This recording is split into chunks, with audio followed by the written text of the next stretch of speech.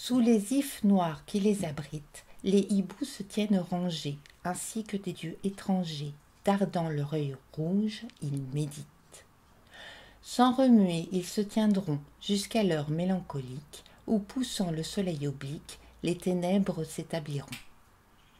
Leur attitude aux sages enseigne qu'il faut en ce monde qu'ils craignent le tumulte et le mouvement. L'homme ivre du nombre qui passe porte toujours le châtiment d'avoir voulu changer de place. Marie-Christine Nata, je vous retrouve aujourd'hui, je vous trouve plutôt, pour parler de votre magnifique biographie Charles Baudelaire qui vient de sortir aux éditions Perrin. La première question, c'est pourquoi écrire une nouvelle biographie de Baudelaire? Alors, je suis venue à Baudelaire par le dandysme. Précédemment, j'avais fait aussi une biographie de Delacroix pour les mêmes motifs. Le dandysme, un peu mon fil rouge. Donc, c'est le dandysme qui m'a menée à Baudelaire. Et c'est la raison pour laquelle j'ai écrit cette biographie. Et qu'est-ce qu'il y a de nouveau dans votre biographie de Baudelaire par rapport à d'autres? Alors, il n'y a pas de scoop, parce que le terrain Baudelaire, si je puis dire, est ratissé, labouré, enfin, il est exploité, surexploité. Donc, il n'y a pas de nouveauté au niveau de l'information. Ce qui est nouveau par rapport aux biographies qui précèdent peut-être, c'est l'éclairage que je donne. C'est-à-dire que pour moi, une biographie, c'est avant tout un récit. Donc, un récit vrai, bien évidemment, je n'invente pas, je n'ai pas inventé des dialogues. Il y a des dialogues dans la biographie, mais ce sont des dialogues qui sont rapportés par Baudelaire lui-même, par des témoins directs. Donc, je n'invente strictement rien.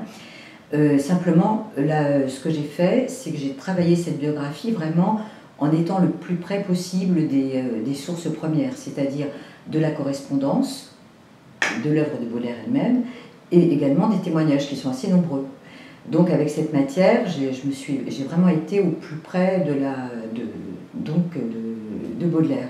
Et j'ai mis en évidence des choses qui ne sont pas toujours forcément mises en évidence. J'ai peut-être davantage contextualisé certains aspects de la vie de Baudelaire, et j'ai mis en évidence certains personnages, je pourrais dire, c'est-à-dire en particulier Poulet-Malassis, son éditeur et ami, je ne dis pas qu'on n'en parle pas, bien évidemment, mais souvent il est moins mis en évidence, et puis même l'entourage amical de Baudelaire.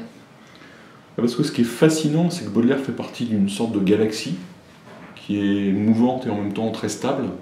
Il a peu de nouveaux amis, on a l'impression. Les gens le suivent et sont très fidèles malgré ses écarts, voilà, les coups pendables dont on va pouvoir parler.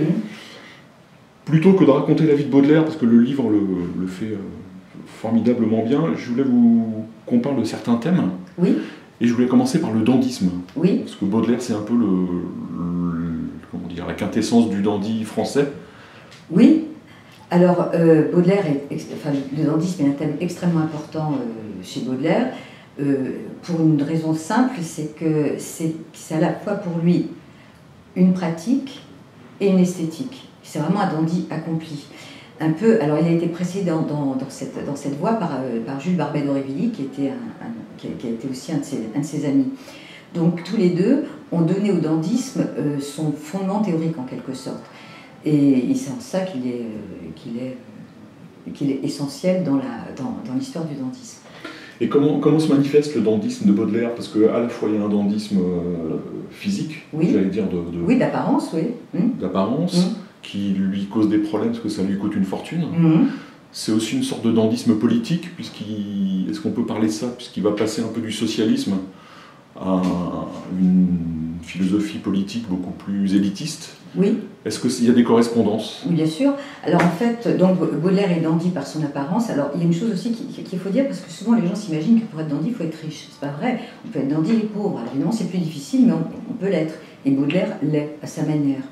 Donc jusqu'à son conseil judiciaire, c'est-à-dire pendant 2 ans, il a disposé de pas mal d'argent, ce qui lui a permis de mener une vie assez fastueuse. Après son conseil judiciaire, où là, il doit se contenter d'une rente de 200 francs par mois, il est obligé évidemment de restreindre son train de vie considérablement, mais il reste dandy. Alors ça, c'est une chose. Alors dandy, Baudelaire l'est également sur le plan moral, sur le plan intellectuel, sur le plan esthétique.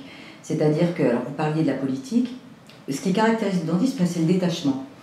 Et Baudelaire donc ne s'engage pas, il s'est engagé dans la Révolution de 48, mais ensuite il s'est vraiment détaché de l'idéal socialiste, et c'est quelqu'un qui n'a pas de conviction. D'ailleurs, il avait imaginé de faire un essai sur le dandysme qui était La grandeur sans conviction, et ce titre-là que j'ai repris dans un ouvrage que j'ai fait sur le dandysme caractérise très très bien cette attitude, c'est le détachement. C'est-à-dire qu'on ne se sent engagé à rien. Baudelaire revendique également le droit de se contredire.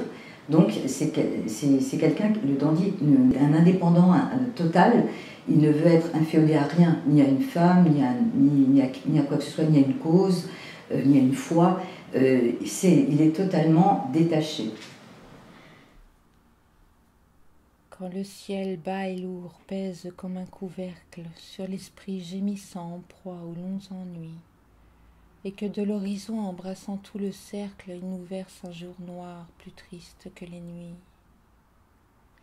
Quand la terre est changée en un cachot humide, où l'espérance, comme une chauve-souris, s'en va battant les murs de son aile timide et se cognant la tête à des plafonds pourris. Quand la pluie étalant ses immenses traînées d'une vaste prison imite les barreaux, et qu'un peuple muet d'infâmes araignées vient tendre ses filets au fond de nos cerveaux. Les cloches tout à coup sautent avec furie et lancent vers le ciel un affreux hurlement, ainsi que des esprits errants et sans patrie qui se mettent à geindre opiniâtrement. Et de longs corbillards, sans tambour ni musique, défilent lentement dans mon âme. L'espoir, vaincu, pleure, et l'angoisse atroce, despotique, sur mon crâne incliné plante son drapeau noir. Un autre thème qui est plus qu'important dans la vie de Baudelaire et dans votre livre, c'est sa famille, notamment les rapports avec son beau-père et avec sa mère. Oui. Parce que là aussi, vous détricotez une espèce de légende qui fait que de Monsieur Opic, oui. un espèce de sale bonhomme. Oui. Or, c'est pas du tout ça. Non, pas du tout. Effectivement, il y a toute une tradition scolaire et universitaire qui en fait une sorte de parâtre, de militaire borné, brutal, ce qui n'est absolument pas. Jacques Opic est un militaire, un officier brillant, ambitieux, un peu rigide, certes. C'est un militaire de l'Empire, bon, voilà, on ne peut pas non plus lui demander, voilà, l'impossible, enfin voilà. Mais c'est un homme tout à fait bienveillant à l'égard de Baudelaire, et contrairement à ce qu'on croit, on insiste toujours sur la haine que Baudelaire nourrit à l'égard de son beau-père.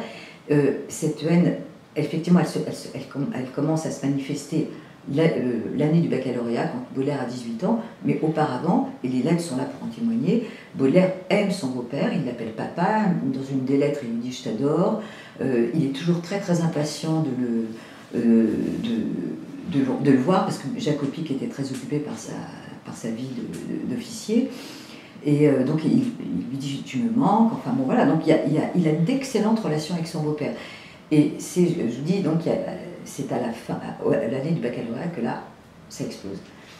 Oui, et même après, son beau-père va prendre soin de lui le plus possible, j'allais dire. Oui, alors que Baudelaire se montre parfaitement insupportable. Jacques Opic fait preuve d'une assez grande patience, essaye de tout faire, il se soucie vraiment de lui. Alors, il y a ce fameux voyage donc pour essayer, parce que Baudelaire donc, accumule des dettes, une mauvaise fréquentation, donc pour le remettre sur le droit chemin, il fait ce que plusieurs parents faisaient. Je pensais par exemple à Eugène Sue, ça a été le cas aussi. Pour l'éloigner, on l'envoie faire un long voyage. Et là, c'est un petit peu la même chose. On envoie Baudelaire faire un long voyage. Alors, ce voyage devait durer 1 an. Il avait pour destination Calcutta. Et donc, Baudelaire est obligé de partir. Il n'a pas d'autre choix que de partir. Mais à la première escale, à La Réunion, il rebrousse chemin parce que il n'a pas du tout envie d'aller plus loin, et donc voilà, donc il revient, soi-disant avec la sagesse en poche, comme il le dit à son beau-père, mais en fait il n'en est rien, et il continue après à dépenser beaucoup d'argent, enfin il continue sa vie d'avant finalement, et puis alors, ce qui désespérait aussi son beau-père, c'est qu'il voulait être auteur, et ce qui désespérait Madame Opic également, mais Baudelaire ne change pas d'avis à son retour, il veut toujours être auteur, et il dépense toujours beaucoup d'argent.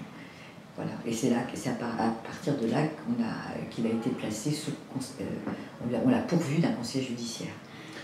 Donc l'autre personnage capital dans la vie de Baudelaire et dans votre livre, et d'ailleurs on souffre pour elle à la lecture de ce livre, tout ce que son fils va lui faire subir, c'est la mère de Baudelaire, oui, qui est une femme qui va lui survivre, oui, assez longtemps d'ailleurs, oui, qui a une vie assez terrible avec ce fils qui va à la fois l'adorer et en même temps la persécuter. Mm-hmm. Est-ce que vous pouvez nous parler de cette femme? Oui, alors la pauvre, alors d'abord, elle est, en 2 mots, donc c'est une femme qui était orpheline. Elle a déjà eu une enfance assez difficile, donc elle a été orpheline très tôt. Elle a été recueillie par une famille d'avocats, les Pérignon. Elle a été très bien, vraiment très bien traitée par cette famille. Elle a reçu une excellente éducation, mais le problème c'est qu'elle était pauvre. Alors, pauvre, elle n'a pas de dot. Alors, dans cette famille, c'est une famille assez nombreuse. Donc, les filles se mariaient avec de beaux partis, puis elle restait, seule, non mariée en tout cas. Jusqu'au jour où les Pérignon avaient comme ami François Baudelaire, le père de Charles. Et alors, François Baudelaire a 34 ans de différence avec la mère de Baudelaire. Donc, il a connu sa femme, sa future femme, petite fille. Donc, c'était un familier de la maison. Et quand Caroline a eu 25 ans, 26 ans, il fallait quand même qu'on la marie. Il fallait trouver quelqu'un pour la marier. Et François Baudelaire s'est proposé. Alors d'abord, c'était un peu sur le ton de la plaisanterie. Et puis finalement, ça s'est fait. Et ça s'est fait, alors elle n'a jamais été amoureuse de cet homme, mais elle n'a jamais eu de mauvais rapport avec lui, elle a toujours eu une bonne relation avec lui, donc elle l'a épousé et il lui a en quelque sorte sauvé, il l'a sauvé d'un destin triste de gouvernant, de pauvre institutrice comme elle disait, et il lui a offert une vie tout à fait agréable, jusqu'à ce elle n'a pas été mariée très longtemps avec lui puisqu'il est mort quand elle a eu donc Charles Baudelaire en 1821 et lui est mort en 1827, donc elle n'a pas vécu très longtemps avec lui. Très vite, Madame Aupic s'est remarquée, Caroline Baudelaire, puisque quand elle a été veuve, et elle s'est remariée très vite avec Jacques Aupic qu'elle a rencontré dans son voisinage. Elle habitait dans les environs de la rue du Bac, Jacques Aupic aussi. Ils se sont rencontrés, on ne sait pas précisément comment, mais le fait est qu'ils se sont rencontrés. Et là, c'est une union vraiment complète. Enfin, c'est vraiment des sentiments étaient partagés. Et elle l'a épousé 20 mois exactement après la mort de François Baudelaire. Alors, il est évident que Charles a dû, pendant quelque temps, un temps de veuvage assez court, Charles avait sa mère toute à lui, et très vite, donc cet officier s'est introduit dans la vie de sa mère et lui a en quelque sorte volé sa mère. Donc il est sûr que ça a provoqué ce que les témoins appellent une fêlure. Donc cette fêlure, comme je vous l'ai dit tout à l'heure, n'a pas été immédiatement visible, mais elle s'est creusée, elle a explosé au moment où Baudelaire avait 18 ans. Alors, pendant l'enfance, donc comme je vous l'ai dit, tout se passait très bien. Et à partir du baccalauréat, alors là, tout a explosé, et la pauvre Madame Aupic, elle était en quelque sorte coincée entre son fils et son mari, qui avait désormais un rapport extrêmement hostile. Donc elle était obligée de voir son fils, presque, pas en cachette, mais en tout cas quand son mari n'était pas là. Et oui, et Baudelaire ne va avoir de cesse que de lui prouver une espèce de haine et d'amour. Alors, il n'a jamais détesté sa mère. Il y a eu beaucoup d'agacement, beaucoup d'irritation. Il est brutal avec elle. Brutal en mots, évidemment. Avec elle, il est insupportable. Voilà. Mais la femme, sa mère, c'est vraiment la femme qu'il a le plus aimée. Et c'est surtout la femme qui compte le plus dans sa vie, ça c'est incontestable. Et c'est la femme à laquelle il se confie, l'être même, auquel il se confie le plus. Il lui dit tout. Vous voyez, il est extrêmement... il est très secret avec ses amis.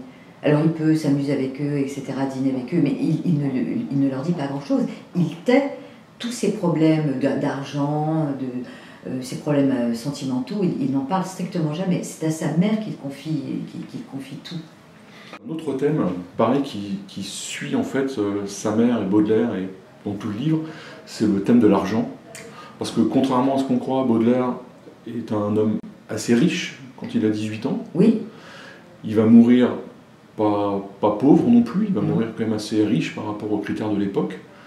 Mais ce problème de l'argent le poursuit, en tout cas le suit, pendant toute sa vie. Donc le problème est suivant, c'est-à-dire qu'à sa majorité, il reçoit donc un héritage très substantiel de son père. Et cet héritage, il en dépense la moitié en 18 mois. À la suite de cela, ses parents, enfin Jacques Opiek et sa femme, ont décidé de mettre un frein à cette folie dépensière et l'ont pourvu d'un conseil judiciaire. On ne l'a pas pris en traître. Sa mère, son demi-frère Alphonse Baudelaire aussi, le met en garde. Mais il n'en tient pas compte. Il fait comme si voilà, cette menace n'existait pas, donc il continue à dépenser allègrement. Et bon, jusqu'au jour où le coup tombe, en septembre 1844, il est mis sous conseil judiciaire. Donc le conseil judiciaire, c'est à la fois la procédure et la personne qui met Baudelaire sous tutelle, c'est-à dire le notaire Narcisse Ancel. Donc Narcisse Ancel lui donne, tous les mois, lui octroie une rente de 200 francs. Alors 200 francs, c'est pas rien pour un jeune homme qui est célibataire, qui n'a pas d'enfant. C'est l'équivalent c'est le salaire d'un sous-chef de bureau. C'est tout à fait convenable. Donc Baudelaire, avec cette somme et avec les quelques droits d'auteur qu'il pouvait obtenir par la suite, pouvait vivre, pas fastueusement, mais tout à fait confortablement. Évidemment, il n'en est rien. Il continue à dépenser comme auparavant. Et alors, pourquoi est-ce qu'il s'endette considérablement? C'est parce qu'il emprunte, à l'époque, on empruntait à des taux d'usure, donc sa dette s'alourdit des intérêts qui sont très élevés. C'est la raison pour laquelle il ne s'en sort jamais. Et aussi, il ne s'en sort jamais aussi pour une autre raison, c'est qu'il est complètement désorganisé. Il creuse son déficit. Il a par exemple, parfois, il a 2 loyers. C'est totalement, il gère son argent d'une manière totalement incohérente. Donc, ce qui explique ces problèmes obsessionnels d'argent jusqu'à la fin de sa vie.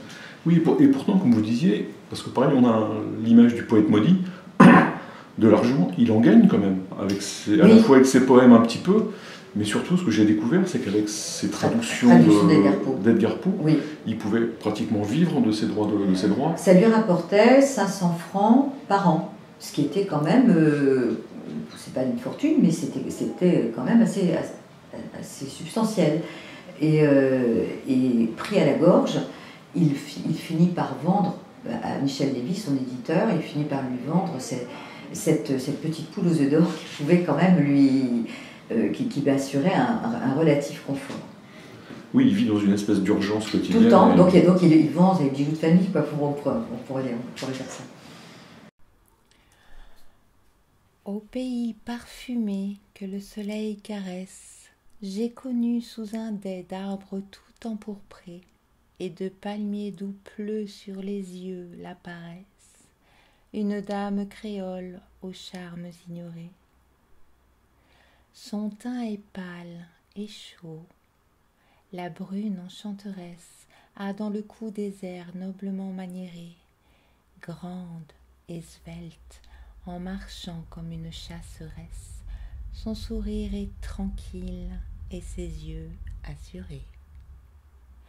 Si vous alliez, madame, au vrai pays de gloire, sur les bords de la Seine ou de la verte Loire, belle digne d'orner les antiques manoirs, vous feriez, à l'abri des ombreuses retraites, germer 1000 sonnets dans le cœur des poètes, que vos grands yeux rendraient plus soumis que vos noirs. Le thème très important dans la vie de Baudelaire, c'est Les Fleurs du Mal, qui est un chef-d'œuvre indépassable, absolu, qui en même temps marque sa légende, puisque le procès va en faire le poète maudit. Est-ce que vous pouvez nous raconter l'histoire des Fleurs du Mal, l'histoire de ce procès, et la place que ça tient dans la vie de Baudelaire? Donc, ce qu'il y a de frappant chez Baudelaire, c'est le contraste entre le chaos absolu de sa vie matérielle et la le fait qu'il soit si sûr de lui, si sûr de sa valeur. C'est-à-dire que sur le plan de sa création, tout est d'une fermeté totale.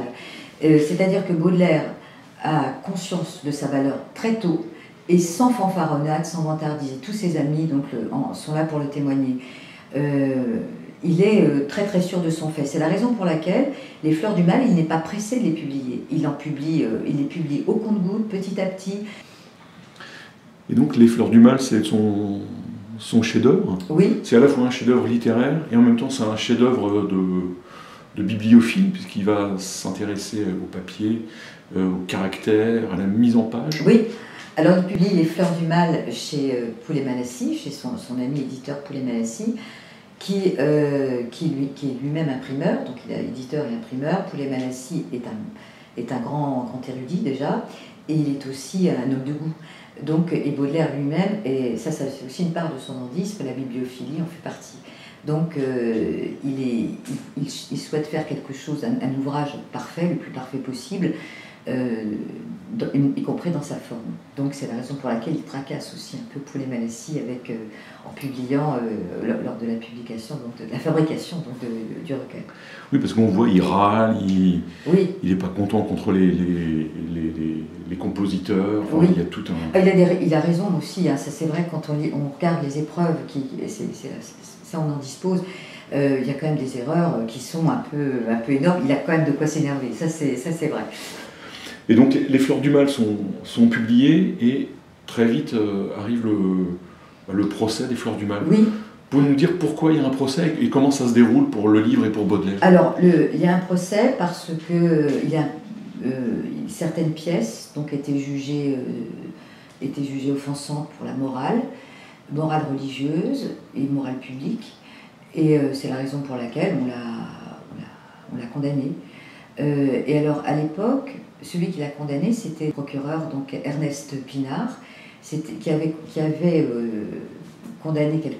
essayé de condamner quelques mois plus tôt Madame Bovary de Flaubert. C'était donc le même.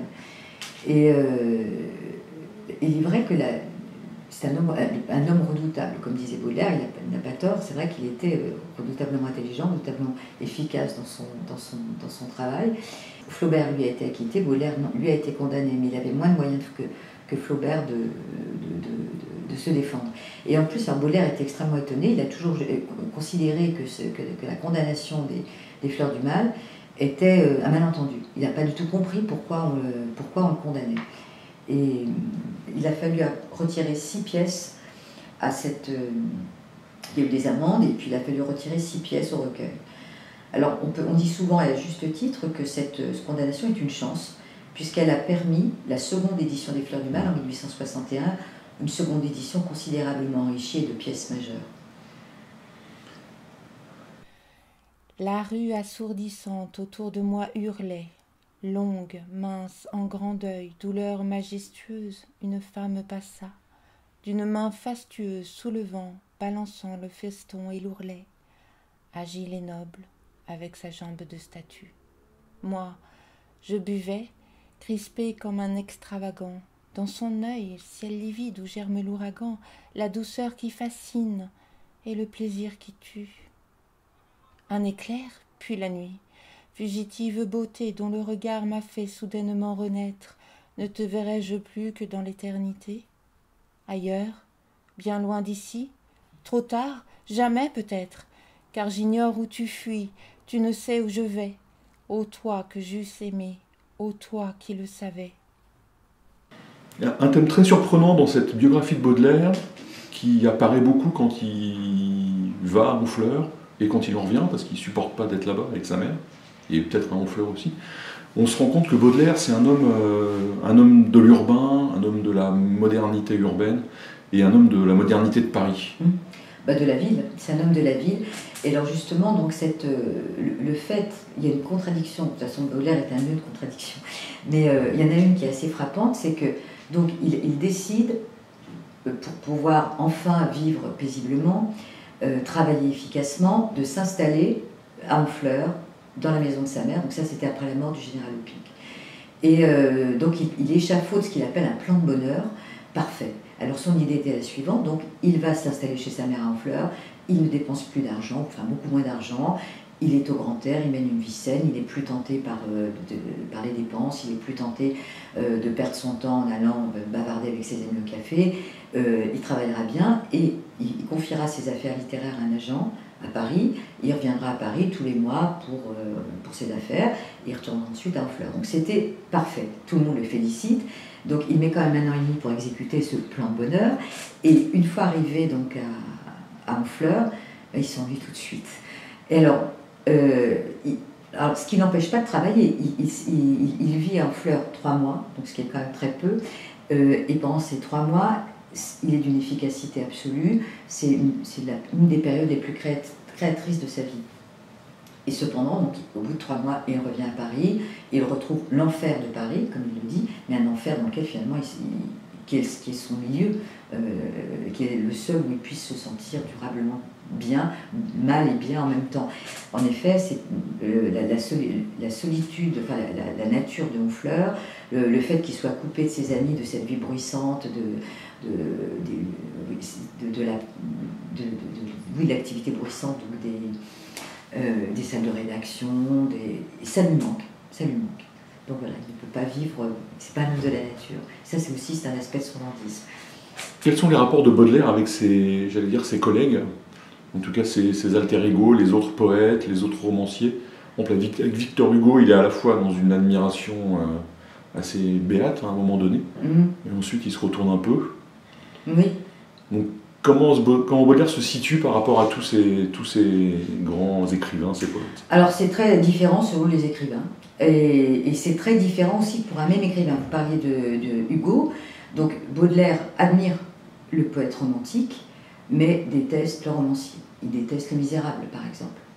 Il ne supporte pas ce roman qui juge plein de bons sentiments, il déteste ça. C'est vraiment à l'opposé de lui, de sa morale, de ce qu'il est.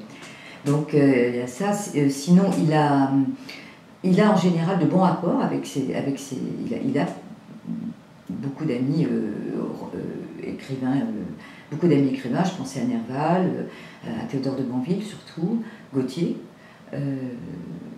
Alors là, c'est pas un écrivain, mais il y a Nadar aussi, qui est le photographe Nadar, avec lequel il est très, très, très ami. Ses amis lui disent que c'est un charmant garçon, un bon compagnon. Il a un côté extrêmement aimable. Et aussi, je pensais à son ami Charles Asselineau, qui lui reconnaît une qualité à laquelle on ne pense pas quand on pense à Baudelaire. C'est quelqu'un de très stimulant. Et Charles Asselineau, qui avait tendance à être un peu paresseux, un peu mou, il disait que quand il était dans cet état-là, enfin un peu trop lymphatique, etc. Donc Baudelaire le dynamisait en quelque sorte. Donc il a cette faculté de stimuler les gens. Lui qui pourtant peut être si dépressif à certains moments, il est avec les autres très... c'est un ami très positif. Et je pensais aussi à autre chose, il rend très volontiers service. Il se démène pour rendre service, pour introduire un ami auprès d'un éditeur. Il est aussi extrêmement aimable avec une de ses maîtresses qui est Marie Daubrun, la comédienne Marie Daubrun, où il fait vraiment des pieds et des mains pour qu'elle puisse être pour l'introduire auprès de... lui trouver un rôle dans tel théâtre. Voilà. Oui, parce que contrairement à l'image qu'on a du poète maudit, il n'est jamais seul, il a des tas d'amis, il a une vie sociale, il ne vit pas enfermé dans une chambre de bonne. C'est un homme très... Oui, mais c'est aussi un homme très seul. C'est un homme très seul. Ça, il a toujours été très très seul, même si effectivement il a une vie sociale. Dites-moi pourquoi il est seul. C'est un sentiment profond qu'il a, un profond sentiment de solitude qu'il ressent depuis l'enfance. Et il dit à un moment donné à sa mère, ça il le dit en 1845, pour mon malheur, je ne suis pas fait comme les autres hommes. Donc ce profond sentiment de différence, cette différence absolue, radicale, qu'il éprouve très très tôt, accentue ce sentiment de solitude, même s'il est effectivement entouré. Souvent, pour s'amuser, les hommes d'équipage prennent des albatros, vastes oiseaux des mers, qui suivent, indolents compagnons de voyage, le navire glissant sur les gouffres amers. À peine les ont-ils déposés sur les planches que ces rois de l'azur, maladroits et honteux, laissent piteusement leurs grandes ailes blanches comme des avirons traîner à côté d'eux. Ce voyageur ailé, comme il est gauche et veule, lui naguère si beau qu'il est comique et laid. L'un agace son bec avec un brûle-gueule, l'autre mime en boitant l'infirme qui volait.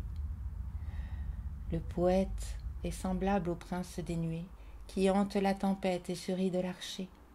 Exilé sur le sol au milieu des huées, ses ailes de géant l'empêchent de marcher. Évoqué beaucoup de thèmes, il y a comme dans toutes les biographies, il y a un chapitre qui est bouleversant, c'est presque le dernier, Oui. sur la mort de Baudelaire. Oui. C'est triste et en même temps très émouvant. Est-ce que vous pouvez nous raconter les dernières semaines de Baudelaire? Oui, alors si on sait comment il est mort d'une congestion cérébrale, ce qu'on appellerait aujourd'hui un AVC, un mal qui... Enfin, sa mère et son demi-frère sont morts du même mal, donc c'était une hérédité chargée donc, de ce côté-là. Et ce problème avait été... s'était déjà manifesté quelques années plus tôt. Donc il est devenu paralysé, hémiplégique, hémiplégique, il est devenu aphasique, ce qui est quand même une fin terrible pour un poète. Voilà, et on ne peut pas parler d'une agonie, mais enfin une fin de vie extrêmement triste. Les 10 derniers mois de sa vie ont été assez pathétiques. Oui, là aussi, il est très entouré de tas d'amis qui viennent le voir. Oui, il est vraiment très entouré. C'est un accident qui lui est arrivé donc, en Belgique. Il visitait l'église Saint-Loup de Namur et il est tombé. Et on peut dire qu'il ne s'est plus jamais vraiment relevé. Il est devenu, la paralysie a gagné, il est devenu, je vous dis, donc, hémiplégique, aphasique, et non plus. Mais en même temps, il avait ses facultés intellectuelles, c'est ça qui rend la chose plus cruelle encore, intacte. Parce que là aussi, à la fin de Baudelaire, on se rend compte dans votre livre que les gens de l'époque, mais aussi les écrivains, des journalistes, des critiques, des éditeurs, avaient compris que c'était un immense poète. Bien sûr, bien sûr. Oui. Il était reconnu. Alors, certes, peut-être pas, c'est pas Victor Hugo, il ne jouissait pas d'une surface éditoriale immense, mais il a succès aussi, aussi populaire, mais il était reconnu, bien sûr, il était reconnu par pas mal de gens. J'ai longtemps habité sous de vastes portiques que les soleils marins teignaient de mille feux et que leurs grands piliers droits et majestueux rendaient pareils le soir aux grottes basaltiques. Les houles enroulant les images des cieux mêlaient d'une façon solennelle et mystique les tout-puissants accords de leur riche musique aux couleurs du couchant reflétées par mes yeux. C'est là que j'ai vécu dans les voluptés calmes, au milieu de l'azur, des vagues, des splendeurs et des esclaves nus tout imprégnés d'odeurs qui me rafraîchissaient le front avec des palmes et dont l'unique soin était d'approfondir le secret douloureux qui me faisait languir.